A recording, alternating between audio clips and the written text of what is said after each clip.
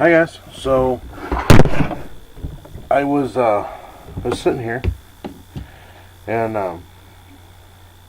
one of the things I like to do if I'm ever irritated about anything, life in general, one of the things I like to do is I like to clean my guns, or or take them apart, or maintain something.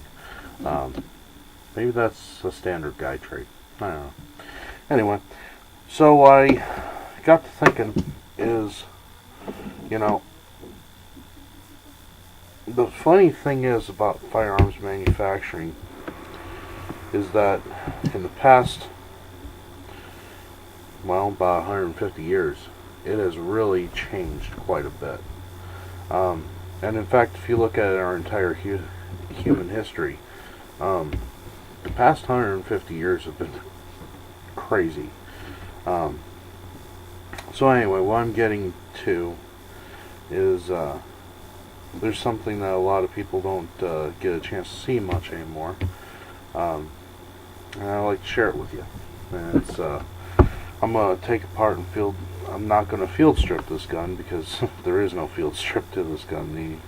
You take it apart and clean it, but it's already clean, so I don't necessarily have to clean it. But I like to take it apart and show you how to fully disassemble and reassemble an 1858 Remington full-frame revolver, cap and ball. So let's get started. Let's have some fun. Alright, first thing you're going to have to do is everything here is a flat blade screwdriver, and it's going to have to be pretty small. First thing you do, or the first thing I do, is I take off the grips.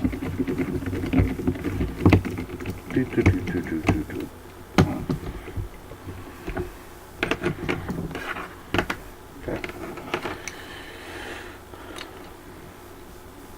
By the way, you can pick this gun up as a kit or anything else from Dixie Gun Works or just about anywhere else. This is just a cheap reproduction, and I've had it for 15 years, so there you go. Anyway, with the grips off, you can see the mainspring here. We'll be taking that out here in a little bit, but I just wanted to take a look at it. Alright, the next thing I like to do is I'll just disassemble the loading lever and everything.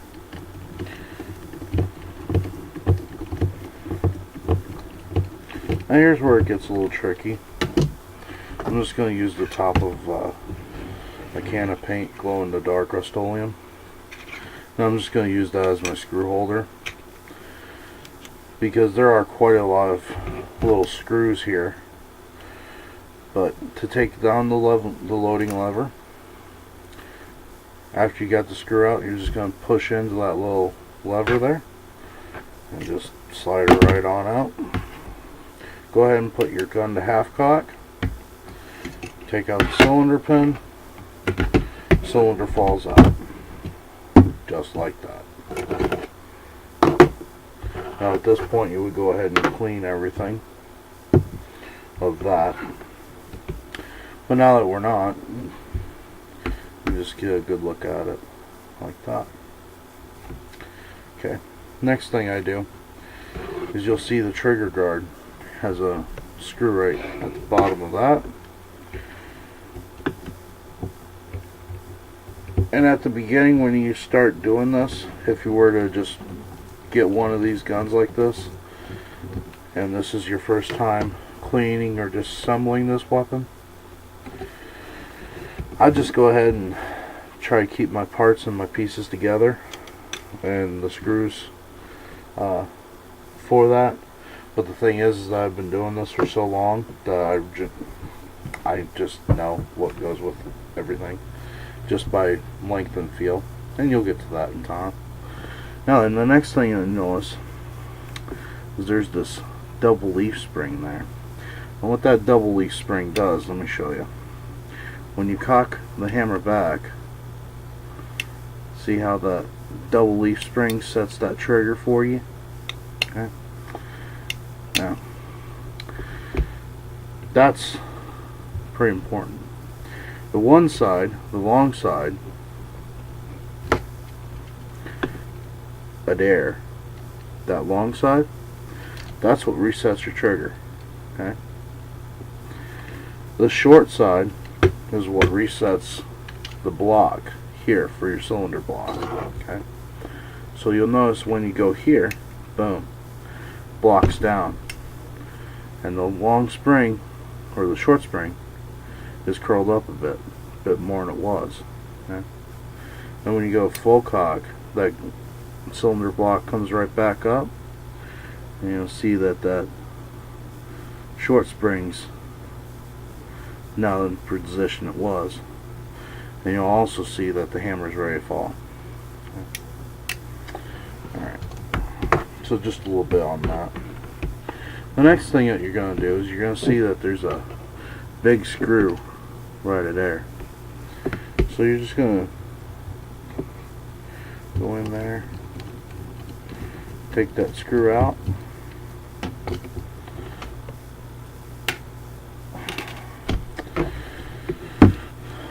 and then your leaf spring just pops right out. Nice and easy.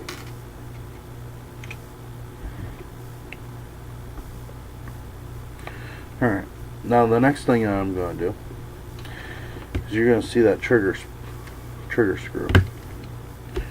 So I'll just go ahead and take that trigger screw right on out.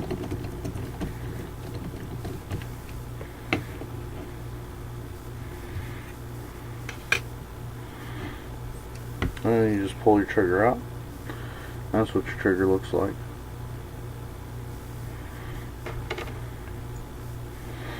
Flip it over.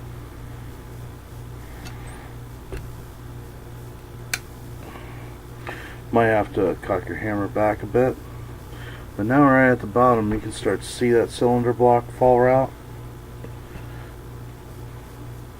And you can just knock it down and grab a hold of it and pull it out. That's your cylinder block. Okay.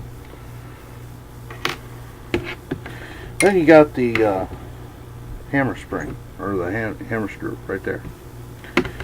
So you're just gonna unscrew it.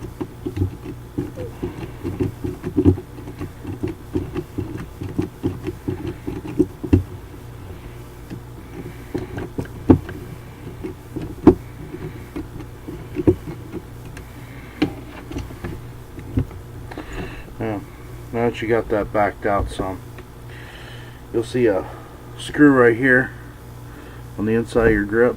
That's your mainspring tension screw. And I'll just go ahead and back that on out. And when I back that out, you'll see that the mainspring will change position. That's normal. That's supposed to happen. Because now I'm taking all the tension off of the mainspring. Reason why you want all the tension off of it is because you'll see the side here on the left hand side is a little bit bigger here than it is there. So all you gotta do now is just, I like to use the butt of my screwdriver. Just work that bottom portion.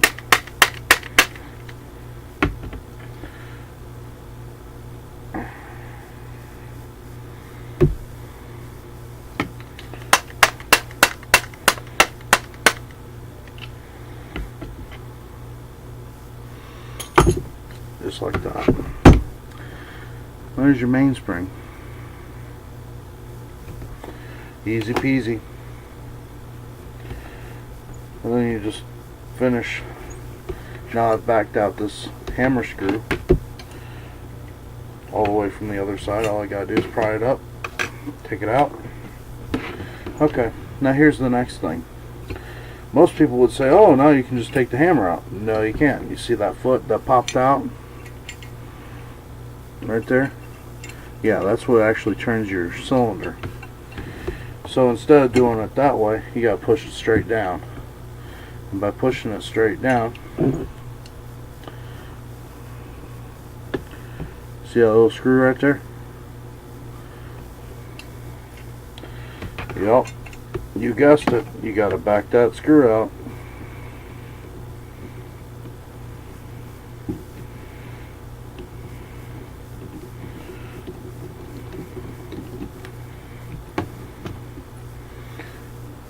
There you go. Now that you back that screw out, now you can pull your hammer and then your foot. Only thing left, if you wanted to break this thing even further down, would be to see that barrel is threaded into the frame. So literally you could actually just twist and turn and take the barrel right off, but this barrel's never been off this gun. I've had it for 15 years and I'm not about to start taking the barrel out. But anyway, if you were to clean it, now here's where you would start cleaning. Alright, well, we've had enough time ogling it before we put it back together, so let's go ahead and do that. Putting it back together is just as easy as taking it apart, really. You just drop that down, drop your hammer right back into that groove, and you just take your revolver foot, slide it in there, make sure it lines up.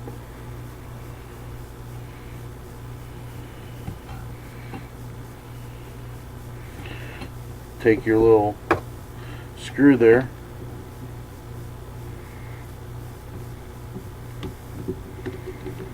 drive her back in,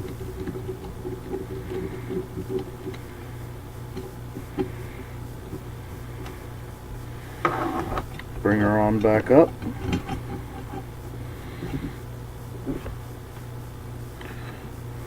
oh, by the way, on the back side of the hammer, probably should have showed you this before you. The back side of the hammer, I don't know if you can see deep in there, there's a little ridge. You don't want the revolver foot going on that ridge. As long as you remember which side the revolver foot goes in, I mean, the frame will kind of tell you that cutout is for the revolver foot for all this to happen. But in case you forget, yeah, you can literally be sitting there for quite a few minutes trying to figure out what the heck you've just done wrong, because, you know, it's not wanting to work. So, just saying that that's a common mistake that a lot of people make the first few times. Don't feel bad, we all make it. Alright, now for the tricky part. Tricky part is that you gotta put the lip of this mainspring right in the back there.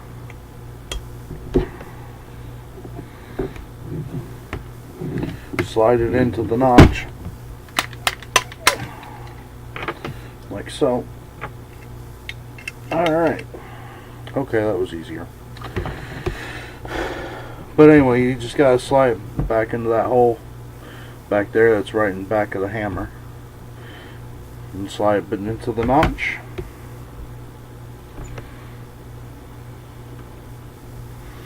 And the next trick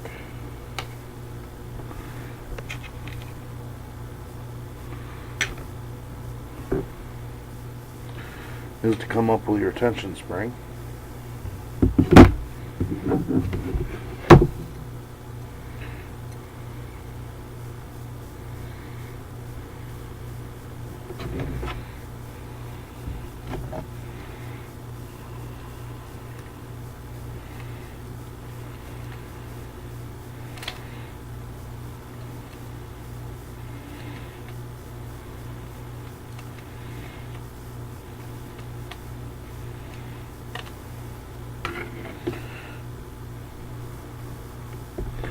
I'm not entirely sure that that's the right one.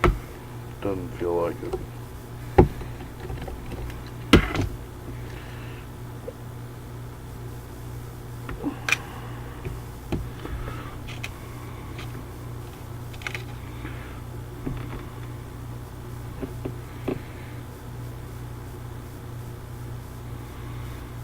Yeah, I think this one's it.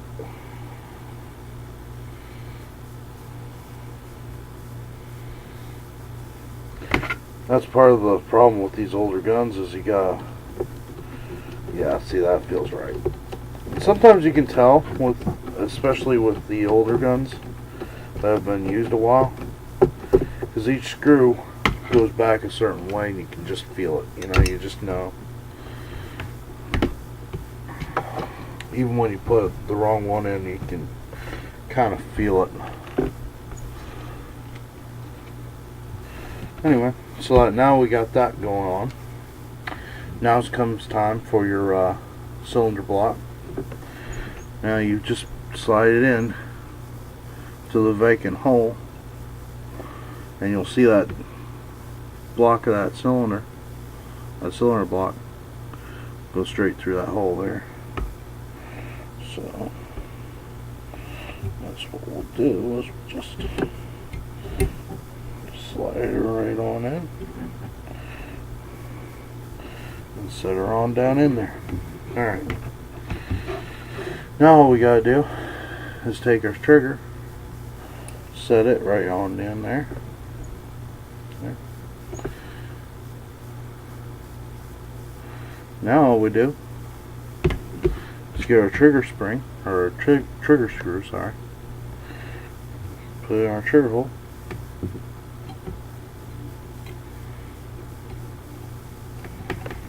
and you might have to wiggle your parts around to make it line up. That's all about the fun of it.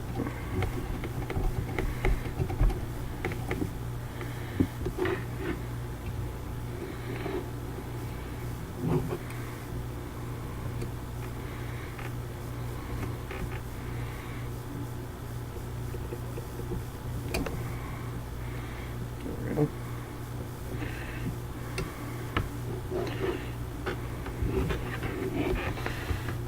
And then once you got it through both of those parts, now you can just start tightening that screw down. Boom. Right in. Alright, so now all you gotta do is take your leaf spring. Now remember, you're gonna have curly sides up now. Just gonna slide that right on in. Then you take your big flat screw, remember,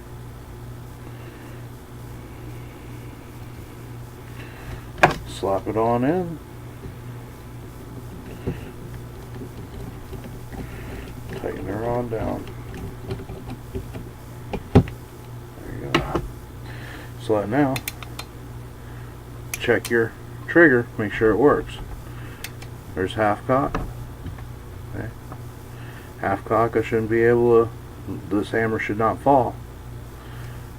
Full cock, hammer falls. Okay. Okay. There you go. Alright, so the next thing I do is I put the trigger guard right on in.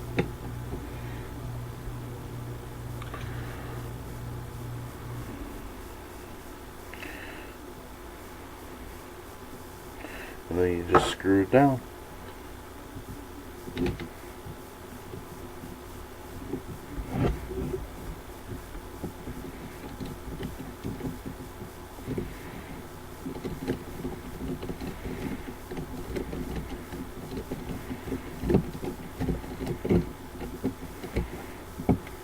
Okay. Alright then. All you gotta do now, put your cylinder pin back in. Now remember, with a cylinder pin, if you look at it from the side, you'll see a flat section. trying to help you with it. Yeah, there you go. See a little bit. And there's a fat end. That fat end goes down when you solder on in. Solder on in home. Take your loading lever. Take it all the way home. And now everything's going to be nice and lined up in that hole. So you just take your screw, drop it in the hole.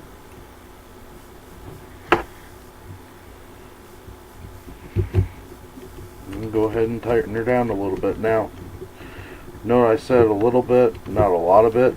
If you tighten it down a lot of it, it's going to be harder for you to use the loading lever, one. But two, it's harder for the cylinder pin to work. So you want it a little bit loose. Not sloppy loose, but you want it to have a little bit of play in it. Alright. Now then, all you gotta do, put the grips back on.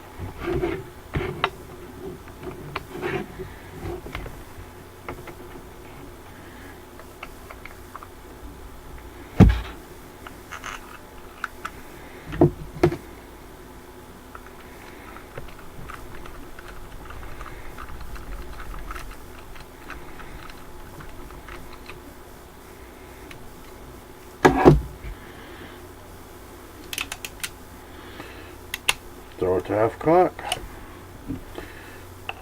Put the cylinder back in. Close it up. She spins just fine.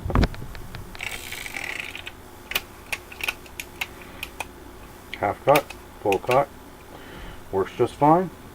And the great thing about the 1858 Remington is that on the cylinder,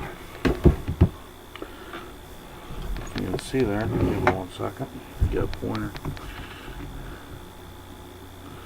You can see the nipple there. Okay. That little round hole, that's the nipple. That's what you put your percussion cap on the end of. And this little flat here, that's what you rest your hammer on, so that there's no way that hammer can contact that percussion cap and cause this weapon to discharge. So that even if you drop the thing, as long as nothing gets in and hits that percussion cap, which would be really hard, you've got a safe gun. This is an improvement of the design, and this is another reason why I like the Remingtons over the Colts, because the half frame or the Colts of this era of design of pistols, they didn't have that hammer rest, and because they didn't, a lot of times if you dropped your gun with that hammer just resting on that percussion cap, it'd go off. The early peacemakers had the same problem, because on their hammer there was a spur there, and that spur that was on the end of that hammer was what hit the primer on your cartridge. Well, if that spur hit that primer on that cartridge went off.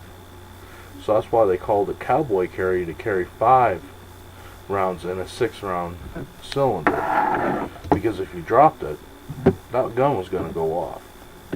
And there's been actually people that had their gun fall out of their holster and hit the ground and shot them in the head that way. So that's why they started doing that. But with the Remington, the 1858 Remington, you didn't have to worry about that, because you had the hammer rests. The other great thing about the Remington is, like I said before, the interchangeable cylinders. So you could literally load up 3 or 4 of these and just have, and they actually had cylinder pouches back then that would hold the cylinder. So you could load up 3 or 4 of them, and as long as you had pouches, you could just slap them in and out, just like we do today with magazines. So think of it as a cylinder that is a magazine with 6 rounds. So just a little bit of gun history for you. I'm not sure how many people would still carry a 8-pound revolver around for self-defense or anything, but it's just kind of cool to see the old tools and the old weapons that they used to use back in the Civil War days. Oh, a little bit on this particular gun. Because it is a brass frame, it is a Southern gun, and here's why. Around about the time of 1864, the South was running out of steel. And this is why this is an 1864 design, because it has a brass frame. It's an 1858 design that Remington came out with, but the South started making these, and they said, hey, we don't have enough steel to give our revolvers a steel frame. So instead, they started using brass for the frame. And they would melt down old church bells and doorknobs and what have you, and then they would turn that brass into a brass frame. I went for the brass frame because at the time, when I was doing Civil War reenactments, my unit was a Southern unit. So there you go. So Southern unit, Southern gun. The other thing is that when you polish this brass up like this, man, it looks beautiful. So, you know, it's a beautiful gun. So that's got a little bit too much play. Loading lever. Yeah, there we go. You can tell, like with guns like these, as you shoot them and as they grow on you and you on them, you just know. You just know. It's just part of it. But yeah. So anyway, but that's a little bit on how to fully disassemble and reassemble an 1858 Remington. So there you go. I appreciate your comments. I appreciate your views. I appreciate your time. Defend your homes wisely.